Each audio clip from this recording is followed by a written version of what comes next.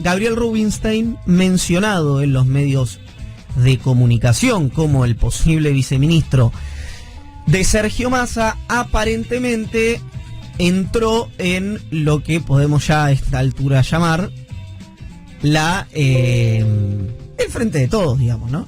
No pongamos ningún tipo de adjetivo. Entró en el frente de todos. ¿Qué pasó con Gabriel Rubinstein? Aparentemente, ante el ofrecimiento que le hace el equipo de Sergio Massa, por supuesto, acepta, ¿no? Igual de esto quiero hablar, sobre todo, ¿no? De los tweets.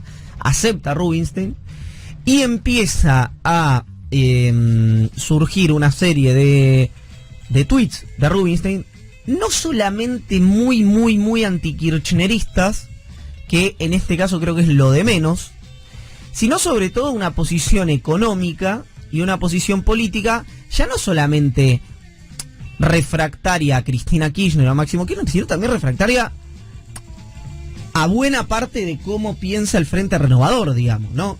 Por ahí no concretamente el caso de Massa, pero buena parte del Frente Renovador. Ahora, si quieren nos metemos, por supuesto, en el tema Rubinstein, los tweets, quién lo impugna, quién no lo impugna. La información que tengo yo es que en el masismo me decían, mira, nadie le ofreció nada, fue todo trascendido de los medios, punto uno. Pero además que quien lo sube y lo baja es el propio esquema de Massa, es decir, que no interviene bajo en ningún momento el esquema de Cristina Kirchner. Pero Rubinstein es un síntoma, me parece, de algo, ahora sí por ahí un poco más preocupante, que es cuánta gente te dijo que no para ofrecérselo a Gabriel Rubinstein.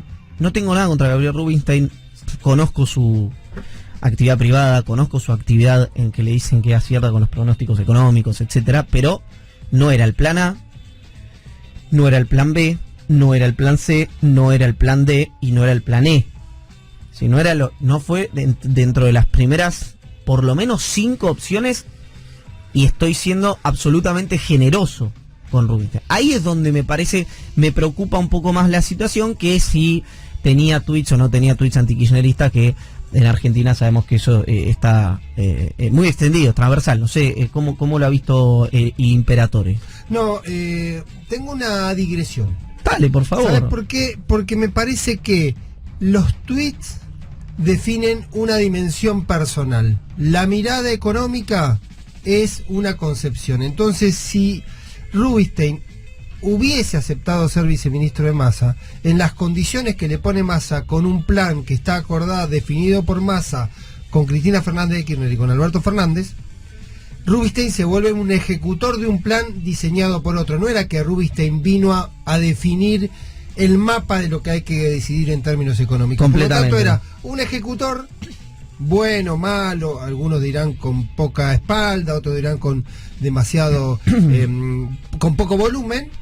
Entonces me parece que se entró en otra dimensión. La presunción, tengo la misma información de que si lo subió Massa, también lo bajó Massa, es evitar un conflicto a muy poco de arrancar. Pero además, digamos, un conflicto por alguien que no te suma nada. Claro, quiero ser muy respetuoso porque suena, pero por alguien que no lo valía. ¿Por qué tendrías un conflicto por Rubinstein, digamos, no? Que incluso se generó en el periodismo, porque lo vi.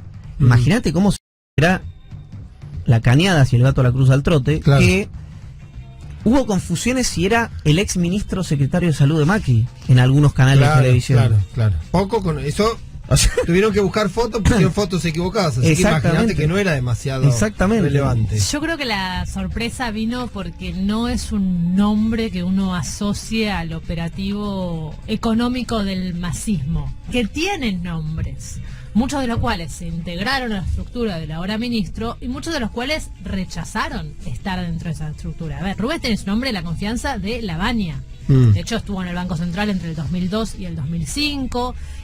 Perdón, tampoco fue director, la información que yo tengo, tampoco fue un tipo de la mesa chiquita de la Lavagna. No fue un tipo de la mesa chiquita, tuvo 3 años como delegado de economía en el Banco Central, es el que va a escuchar, digamos, de alguna manera. Participó, por lo menos lo que me dijeron a mí es que participó dentro del tramado del plan de desendeudamiento de esos años. No fue un actor principal, es cierto, pero formó parte de esa esfera de decisión. elecciones, y es un hombre que hasta el día de hoy seguía teniendo un contacto con la Baña, que sigue la función política. Tipo, digamos. para el que leyó el libro, me olvidé el nombre, se me acaba de ir. Diario de una temporada en el quinto piso. Diario de una temporada del quinto piso tenía la cercanía, digamos, el protagonismo de Torre, ¿no? Con su Ruil, una cosa por el estilo, digamos, muy lateral el protagonismo de Rubinstein, que ahí es donde a mí me preocupa, lo repito, como síntoma, que es, yo no sé si Rubinstein, esto es un error mío, si es un macroeconomista, pero aparentemente está más vinculado al sector financiero, ¿no? Bueno, podríamos decir que los últimos 10 años de su carrera fue en el ámbito privado como consultor financiero. Sí, trabaja para empresas que le pagan para recibir sus consejos en orden de magnificar las ganancias. Es alguien que entiende de macroeconomía. No sé si diría que es un macroeconomista, pero dicen que es alguien que entiende, lo cual también nos lleva a otro punto, que es el gran déficit que hay de macroeconomistas dentro del gabinete nombrado. Siendo que es uno de los principales puntos a reforzar de la gestión económica. Te digo más, si hoy Massa, a mí aparentemente no aparentemente, ayer cuando veía el nombramiento, la filtración, porque en realidad no hubo nombramiento, y lo que hubo fueron objetivamente filtraciones a la prensa, digamos. Sí.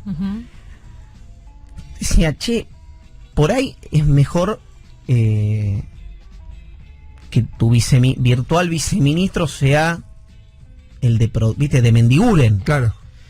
Porque el punto en el que los economistas que orbitaban, hay una cosa, aquella comida que hizo Massa en Tigre con los economistas, que eran, uno podía decir, un armado o un colectivo de economistas muy destacados, ¿no? Bueno, de eso no hay hoy ninguno en el gobierno. Por diversos motivos, algunos por motivos personales, otros por que no confían en que efectivamente el plan que entienden que hay que ejecutar se puede ejecutar sin ningún tipo de resistencia política, otros porque están como en la actividad privada, otros porque no tendrán buena relación o no confiarán 100% en quien convoca, etcétera, etcétera, etcétera. Ahora, estaba fuera de radar. Lo que interpreté cuando vi el nombre fue que lo que estoy viendo, ¿está prendido esto? ¿Está pasando? Sí, está pasando. Ah, perfecto. Lo que me estaba preguntando por las cámaras. Sí, por eso. Lo que me pareció cuando vi eso fue que Rubinstein era alguien que iba al gabinete, si es que iba, como como el Cid campeador, miren, el que está, pero que no iba a tomar ningún tipo de decisiones, digamos, alguna, que es lo que decías vos al comienzo. El ortodoxo del equipo, necesito un ortodoxo. Exacto. Alguien me decía ayer, un hombre del gobierno importante vinculado en el ala financiera del gobierno, me decía, fuimos a buscar un ortodoxo, pero agarramos, con respeto por cada una de las personas invocadas, no agarramos uno de primera A. Claro.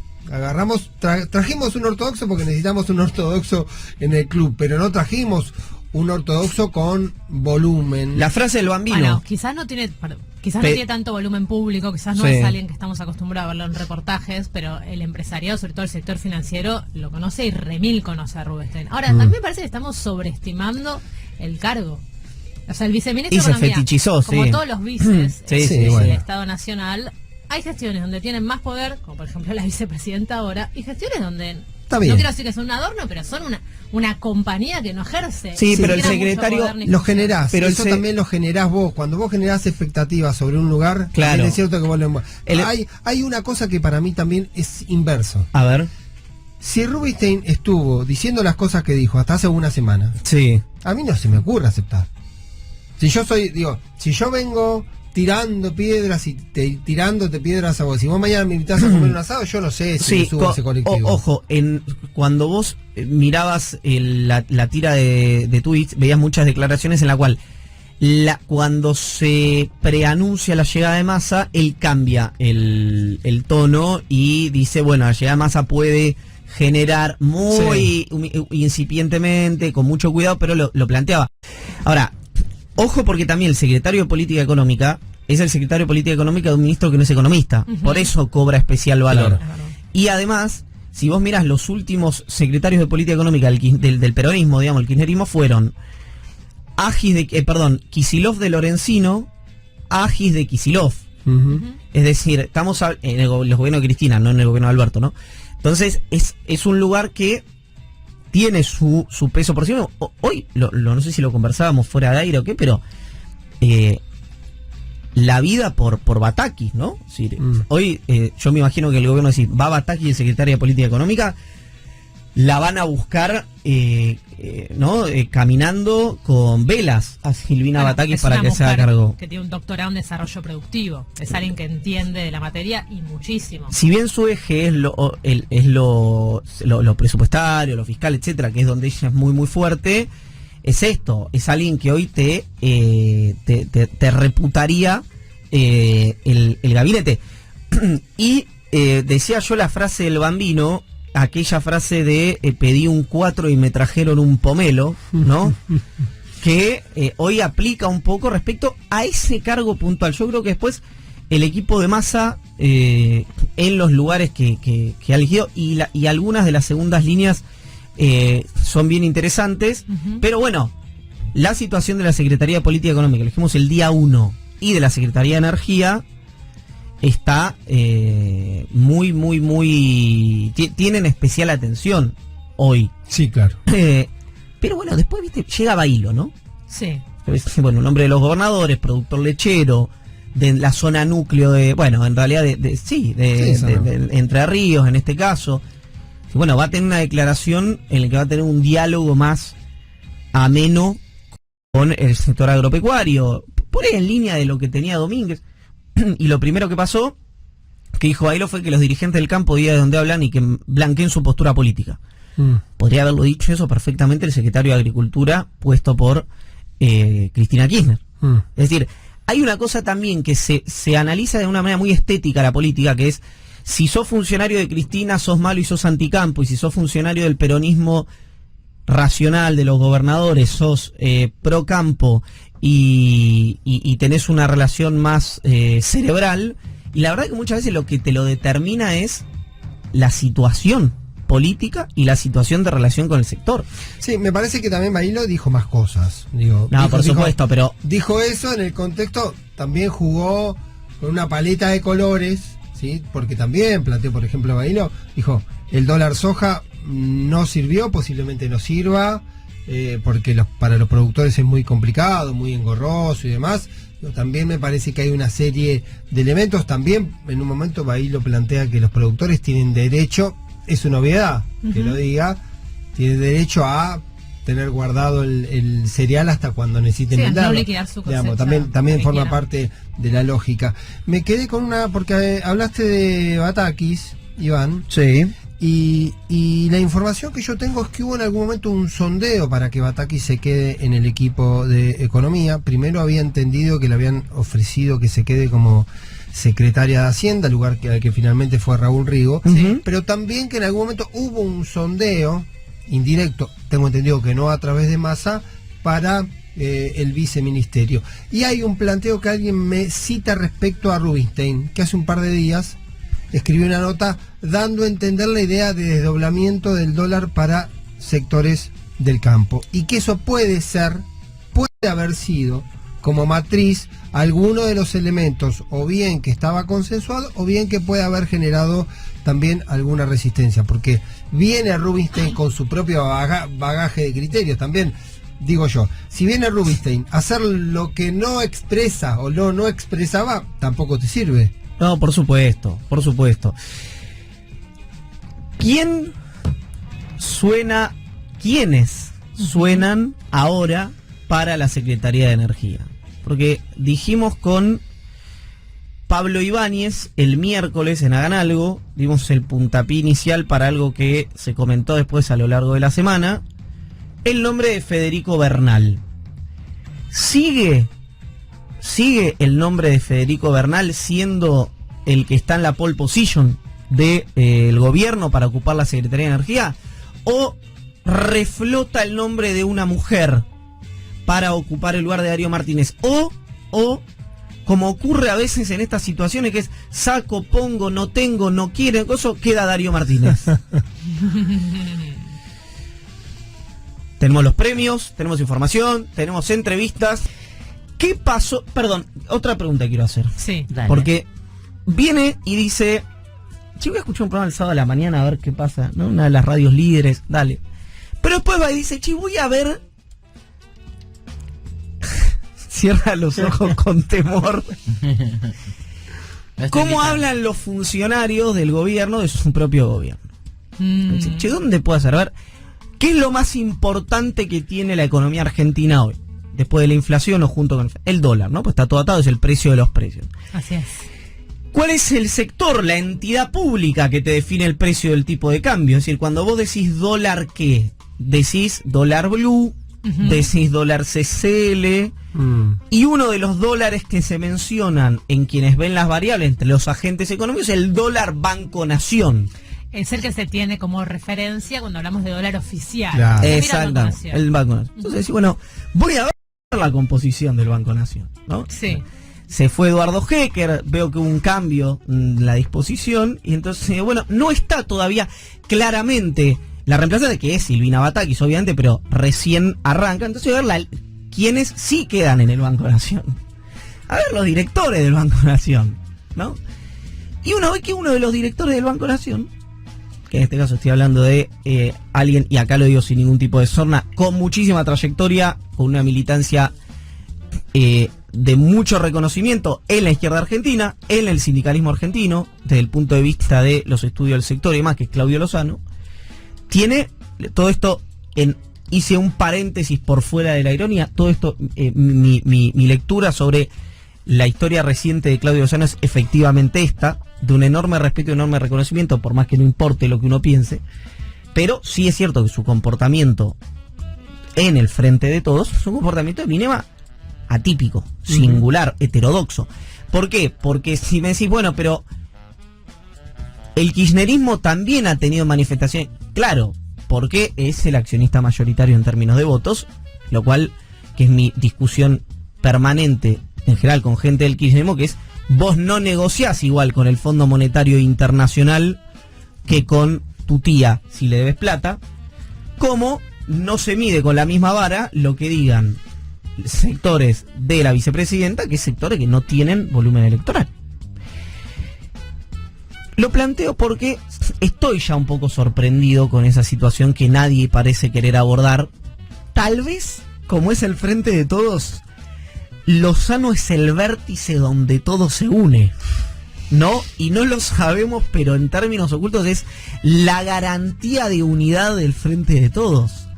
¿O sabes secretos de Alberto, de Cristina y de Massa que nadie sabe? ¿Quién te dice? Tal vez hay una situación ahí que uno no conoce y que explica por ahí la perpetuidad de Lozano en la dirección del banco, como director del Banco Nación.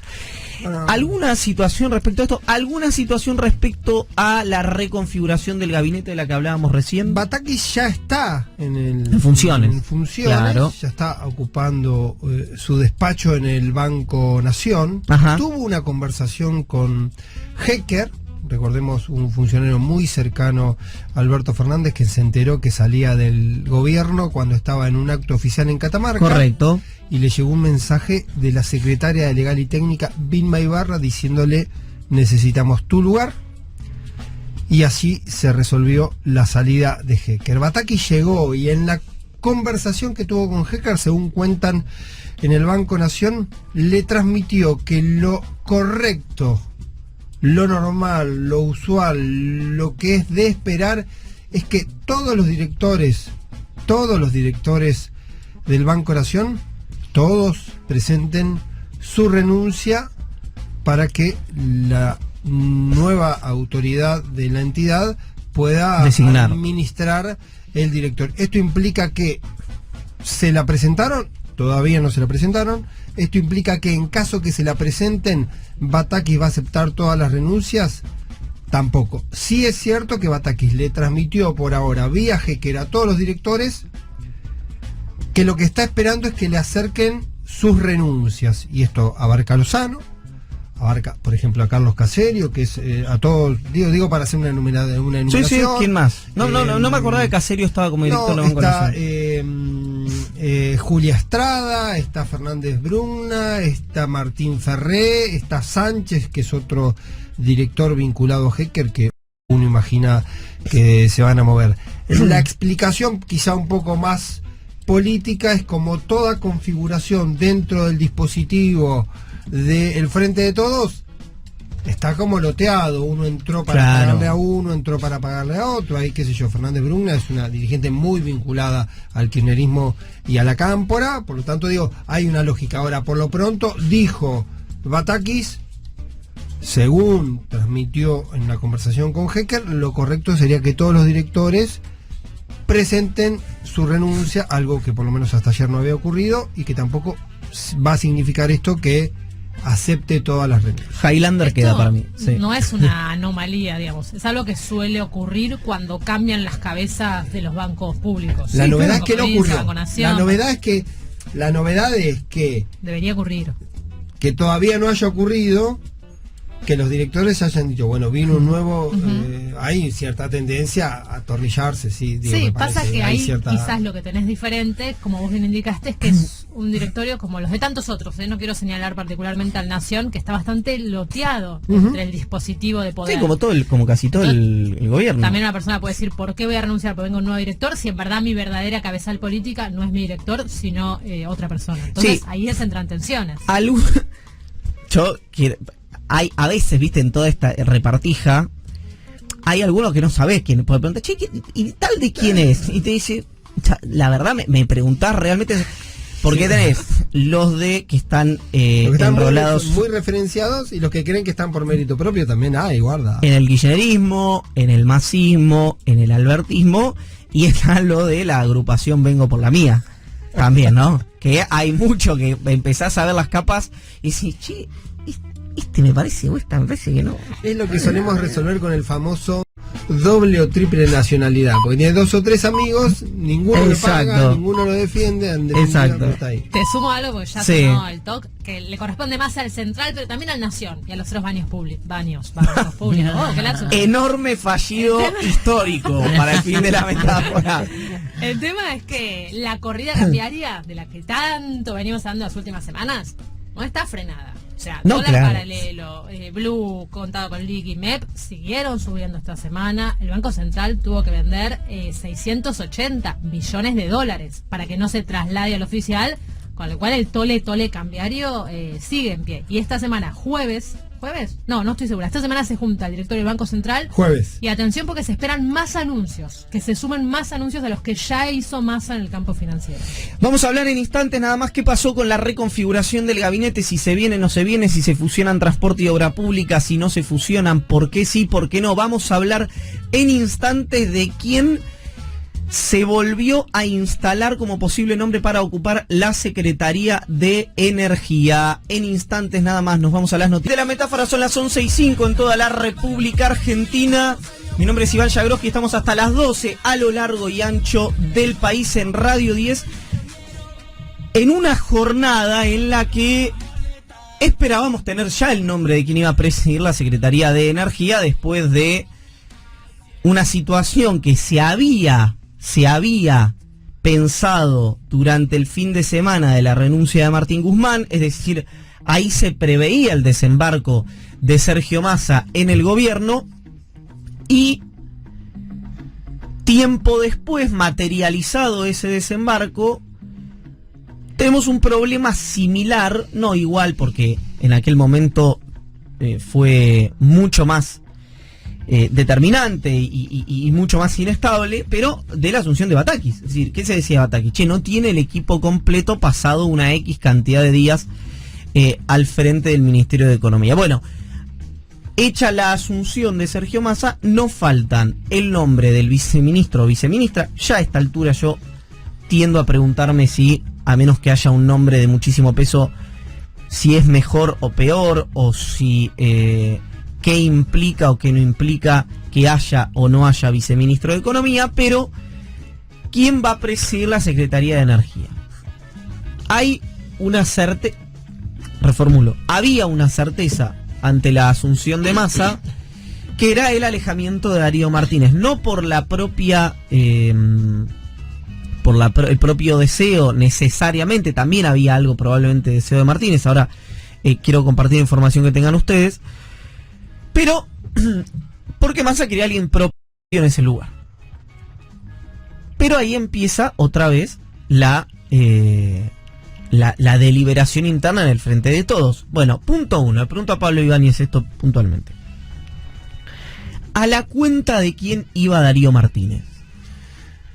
Darío Martínez entra en una cuenta rara, porque Darío Martínez se lo vinculó en su momento con sectores del kirchnerismo, pero era del PJ de Neuquén, era un diputado que formaba parte del bloque, que había tenido una historia de tensiones con Oscar Parrilli, por lo tanto podía formar parte del dispositivo general del kirchnerismo, pero a nivel local estaba enfrentado, y llega como alguien que expresaba un sector del PJ más convencional, que también expresaba al sur, porque Darío Martínez viene con una serie de funcionarios muy vinculados al sistema energético de la zona patagónica, y también estaba escuchando un poco ese actor. Yo recordaba en un momento que al principio de la gestión de Alberto Fernández, no sé si ustedes lo tienen en agenda, sonó como posible presidente de YPF el gobernador de Neuquén, Omar Gutiérrez. No me acordaba. Que tenía que ver con el simbolismo de proponer, de abrir, de aquella historia de la federalización y de que cada región tenía que tener involucramiento en las áreas de gobierno. Bueno, Martínez, después que estuvo en el medio de Lanciani, ¿se acuerdan? Lanciani, el secretario de Energía misionero, que tuvo un paso bastante accidentado, termina cayendo Martínez. En una cuenta que, insisto, voy a ir a tu pregunta, esos son esos dirigentes que tienen volumen local propio, pero que después las referencias entró un poco como también había entrado Soria, digamos, no terminaba de ser de nadie porque no estaba identificado claramente con el kirchnerismo más convencional, pero que tampoco claramente estaba enfrentado. Por lo tanto, cuando se va Martínez, como no se sabe a quién expresaba cuando entra, tampoco se sabe a quién expresa cuando se va. Lo Correcto. que da por cierto es que todos los actores, los tres actores del Frente de Todos principales, consideraban que el ciclo Martínez Energía estaba terminado por el propio agotamiento, y el propio Martínez también tiene alguna intención de irse a su provincia, quiere ser candidato a gobernador el año que viene, por lo tanto se juntaban todos los elementos para que lo del ciclo de Martínez termine. Alguien me dijo, de todas maneras, en estas horas del espacio de él, que había una posibilidad, o que se había sugerido una posibilidad, de que como es un área especialmente sensible, haya una especie de transición, que se quede 3 meses más, 2 meses más para hacer la transición. Ahora no sé si en términos políticos eso, después de que se anunció que se iba, hubo nombres, no sé si están dadas las condiciones para que eso ocurra. Yo, más allá de los nombres, te voy a hablar de las políticas, Iván, porque hubo cambios en los anuncios energéticos desde que se fue Guzmán hasta que asumió Massa. Porque va a haber más personas que van a quedar por fuera de los subsidios. Recordemos que se había construido una gran retórica de que los ricos iban a dejar de estar subsidiados. Hablaba de este 10% más pudiente de la población.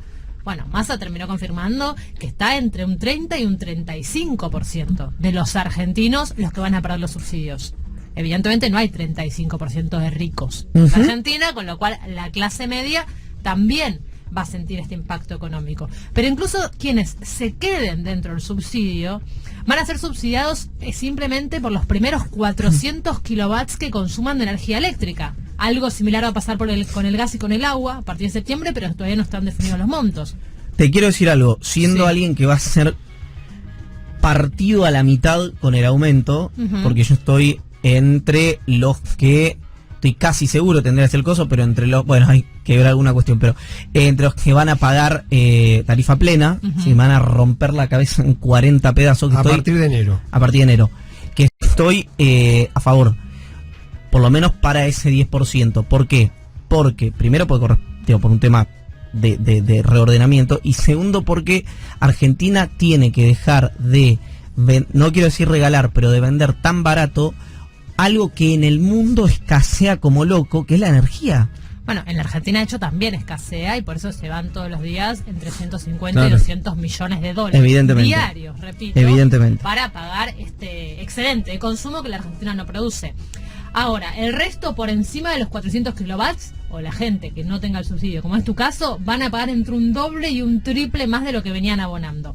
Este límite de 400 kilowatts no es aleatorio, sino que se calcula que el 70% de los argentinos consume menos de 325. Claro. Entonces, ahí sí se está separando. Ahora, ya hay asociaciones de consumidores que le están planteando qué pasa con las viviendas multifamiliares. ¿Qué pasa con la gente pobre? Quizás son 3 familias viviendo en un solo lugar con un mismo medidor, que no tienen gas y que entonces consumen más electricidad. Bueno, ahí a mí me siguen diciendo que puede ser que dentro de los subsidios se tome un criterio geográfico, que para varios, por ejemplo, barrios del RENAVAP, para villas de emergencia o para lugares donde se sabe que el general de la población vive una situación económica complicada, se les siga manteniendo el subsidio por más que no se lo tengan. Sí, Y otra, con un adicional, también automáticamente todos aquellos sectores que están registrados o que tienen algún nivel de asistencia entran en la tarifa social, y la tarifa sí, que es más social, subsidiada. claro, que está subsidiada y que está subsidiada más allá de los 400 kilowatts. Si vos tenés tarifa social y el consumo mensual, porque los 400 son mensuales, es 600 mensuales,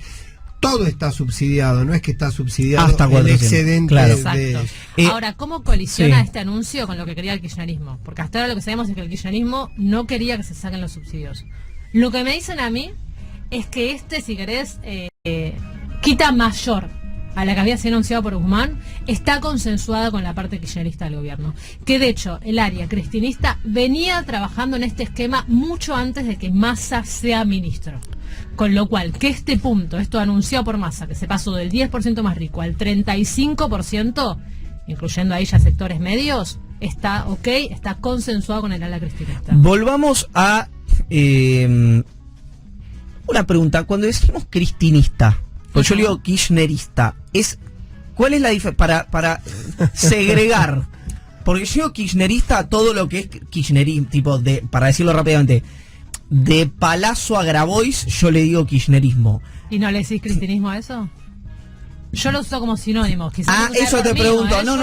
No, porque el otro día lo conversaba con, no importa con quién, con una persona que ustedes dos conocen, Gaby creo que no, y me decía, no, yo le llamo cristinismo a Senado y Patria. Y le digo, ¿pero cuántas son esas 25 personas? Por eso pregunté. Mira, yo quiero volver a hablar de nombres.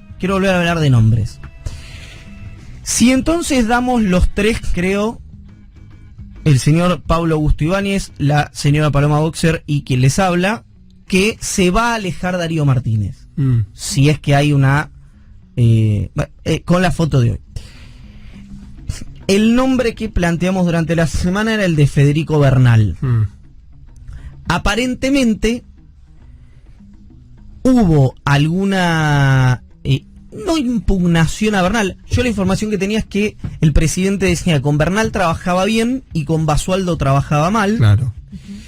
Bernal tiene una cosa interesante que es que tiene una retórica que podría sonar antiempresarial en algún momento, pero tiene una gestión muy pro mercado, por decirlo de una manera elegante. ¿Qué lo vuelve interesante eso? Que si vos preguntás de la gente que lo conoce a Bernal, yo estoy seguro, y esto es evidencia cero lo que voy a decir, pero que 8 de cada 10 personas piensan que tiene que es una política de ¿qué es cristinista? Congelamiento. ¿Qué es cristinista? Que es Basualdo, digamos. Que no es Basualdo claramente. No, y creo, y también alguien me decía respecto al tema Basualdo, que nunca, ya acá viste, todo se reconfigura, que nunca estuvo en contra de la segmentación. Pero bueno, ya vamos más adelante, no miremos tanto para atrás. Bernal, si mirás, siempre se mira energía eléctrica, porque es lo que más nos impacta, digamos. Pero que si mirás tiene una gestión muy pro empresa, y es más, que muchos de sus sponsors para llegar a la Secretaría de Energía son los empresarios del sector. Que quien impugna levemente, no por Bernal, sino por él, digamos, pues decir, che, ¿y yo qué? Es el presidente. Claro. Che, pará, salió este, ¿yo qué pongo? Y que una persona, probablemente empujada por uno de sus asesores más cercanos, que quiere o que pretende Alberto Fernández para la Secretaría de Energía, es Rosana Bertone, la ex gobernadora de Tierra del Fuego. Tierra del Fuego. actual diputada. Actual diputada Que sonó nacional, para- sí. presidenta durante muchísimos años de la Comisión de Energía, o durante muchos periodos, digo, Sí. no sé si durante muchos años.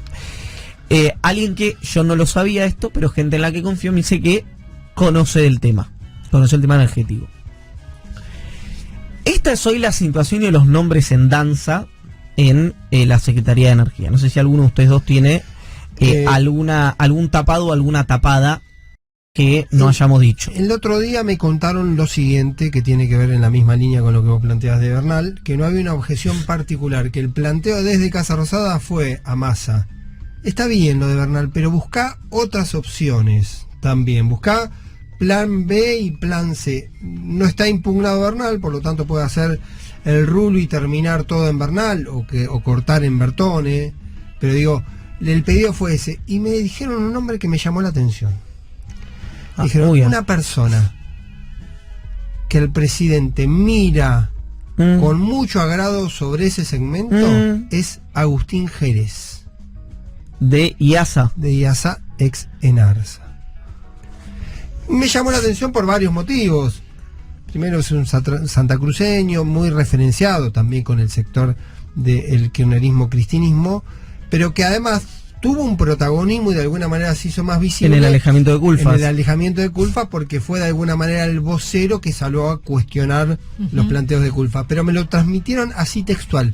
Alberto, del mundo energético actual le gusta lo que está haciendo Agustín Jerez. Lo interpreté en ese plano, que podría ser, llegado el caso, alguna alternativa, también entendiendo que Jerez tiene un rol muy importante en la construcción del gasoducto. Con el tema del gasoducto, gasoducto, que además Massa ya anunció que va a iniciar la convocatoria para la licitación del segundo tramo, que también es un tema importante. Sí. Ahora, hay un subtexto en lo que estamos conversando, que hasta ahora no fue explicitado, que es la situación de Federico Basualdo, que también es una parte clave de la conducción energética, y hasta donde tengo entendido, dentro del gobierno, hablando de la parte albertista del gobierno, también querrían que sea un cargo que sea renovado en este relanzamiento de la conducción del área energética. Mira, ahí hay algo interesante que es, lo único que me parece que tienen en claro Massa y Alberto, y obviamente también Cristina, es que después de la experiencia Guzmán, es que cualquier cambio en la Secretaría de Energía tiene que ser consensuado, pero tiene que quedar en un mail. Porque claro, porque aparentemente con un escribano que tome un acta. Exactamente, digamos, que le tome la firma, todo. Sea para que cambien, para que continúen, para que pongan a A, para que pongan a B, para que pongan a C. Y lo que dijo Palo al comienzo, que me parece central para volver a la fuente, que es ¿y qué política va a llevar adelante el gobierno en materia en materia energética, no solamente en materia tarifaria, en materia energética en general? Porque cuando hay una cosa de los cuestionamientos públicos y después cuando vos hablas con los referentes del kirchnerismo en el área energética o en el área económica, gente que no ha declarado todavía, pero de mucha cercanía, por ejemplo, con Máximo Kirchner y con Guado de Pedro, y la verdad que lo que te dicen que hay que hacer es más o menos para decir lo que te dice Arceo o Emanuel Agis. No hay una idea de, por decir dos nombres que estuvieron cerca del kirchnerismo y hoy están más lejos. No hay una visión distinta en las personas más cercanas al dispositivo kirchnerista, que son las que, bueno, tal vez por ese motivo mismo no están gestionando, ¿no? Sí, había un argumento muy y tenemos que cerrar. Sí, pero hay un argumento muy repetido. Sí. No sé si ustedes lo escucharon, yo creo que fue como decir, hacer esta segmentación en este momento, tenés poco ahorro, vas a generar problemas porque va a terminar cuando era la presegmentación, pre-Massa. Hay un elemento que uno podría decir que es una segmentación que es mayor y que también va a tener mayor impacto fiscal respecto a las necesidades, por lo tanto hay un argumento ahí, y ese mismo elemento a otras cuestiones políticas como las que planteaste vos, me dicen a mí que puede ser casi el argumento central de la salida de Basualdo. Basualdo no podría, primero que no podría seguir en el mismo lugar, o asciende o se va, de alguna manera. ¿Por qué? Claro, porque es un subsecretario con mucho protagonismo, que claramente marcó posiciones, que terminó siendo más relevante que Darío Martínez en algún punto en la ejecución y en la definición política sobre qué hacer en materia energética. Por lo tanto, que siga Basualdo de subsecretario y venga un secretario para que tenga las mismas tensiones con Basualdo tampoco tiene Es que sentido. bueno, lo que creo es que eso es lo que no pasaría. Lo que da la pauta, lo que contaba Pablo recién de la segmentación, es que no era Basualdo, era Máximo y Cristina. Entonces, con la cuestión política resuelta, el instrumento, por más apto o no apto que sea el instrumento, no deja de ser un instrumento, pasa a ser, digamos, un martillo vos lo puedes usar para reventarme la cabeza mío para colgar un Joan Miró. La segmentación que plantea Basualdo es la segmentación del ENRE con CONICET, que era en 50 barrios de... La pública, digamos, la que fue pública. La que era Sí, por barrios. A mí Esa lo fue que me una, dicen sí. es que esa quizás fue la propuesta de Basualdo que salió a los medios, también porque ellos se encargaron de difundirlo. Pero que toda la conducción energética, en sus diferentes partes, elaboró una y mil propuestas de segmentación. Y ahí concuerdo con lo que vos decís, de cuánto hace el ahorro. Por ejemplo, LSG, una consultora muy seria, lo calcula en 0.3% del PBI. Sí. Lejos de quizás uno lo que podría pensar. ¿Cuánto es eso? Es poca plata, pensar que tenemos que reducir más de un 400.000 punto para cumplir con el fondo. El tema es que no es muy difícil de calcular. Ese sería actual, claro, con estos precios. Ahora es muy difícil de calcular en este mundo cambiante cuál va a ser el precio de la energía el año que viene. Con lo cual, de verdad, cualquier previsión que vos hagas de ahorro va a ser falsa. Te lo dicen todos. Pero igualmente la tenés que hacer. Obvio que la tenés que hacer, y además hay algo que está comprobado, que la suba de tarifa es la única manera de lograr que la gente ahorre. Esto es tristísimo, sí, pero es así. Es así, no hay campaña de concientización que sirva. Alguien, por ejemplo, dice respecto a las excepciones, que estas son las que abordaría obviamente la segmentación, dice: en el barrio donde vivo no tenemos agua corriente, utilizamos bombeadores eléctricos que en mi caso consumen 0,55 kWh y enciende 3 veces por día. No es justo que tenga que pagar lo mismo que los vecinos que tienen agua corriente. Bueno, todo esto es una tarea, por suerte, no del fin de la metáfora.